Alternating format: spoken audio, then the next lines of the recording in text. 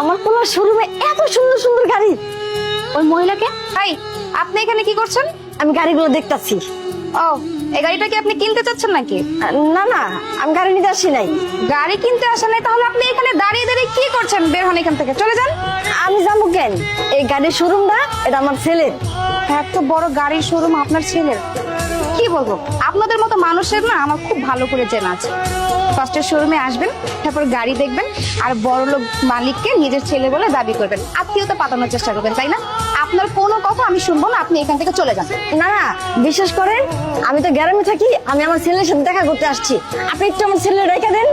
যাই বলেন তার মা আইছে, দেখবেন যে খুশিতে দৌড়ে আইবো।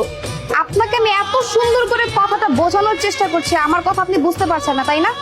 আপনার ছেলে এখানে কি করে আসবে? আপনি এখান থেকে চলে যান।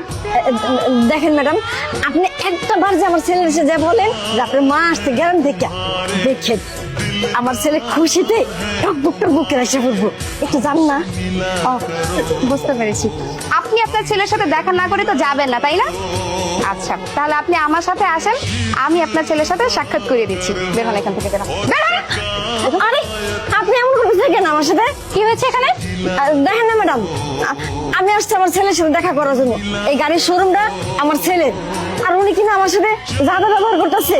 ও আচ্ছা, ম্যাম আপনি আপনার ছেলের সাথে দেখা করতে আসছেন?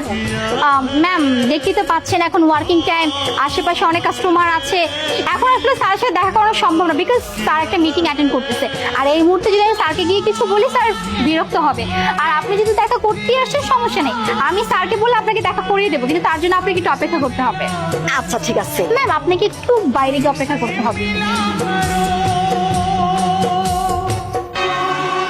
আলিফ বাবা। মা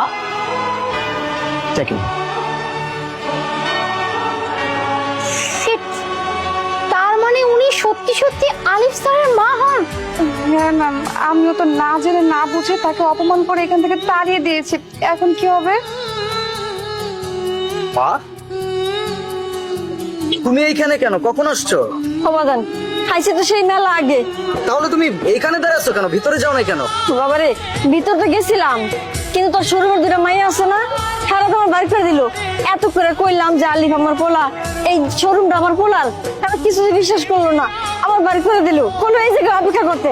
দেখ বাজান, এই যে রোদ, আবার কতক্ষণ বৃষ্টি আইছে। হ্যাঁ, আমি তোর লিগে অপেক্ষা করতে করতে চিন্তা শেষ। এত করে কইলাম, তবু তোর রেখে দেনে বাজান। বুঝতে পারছি। শোনো,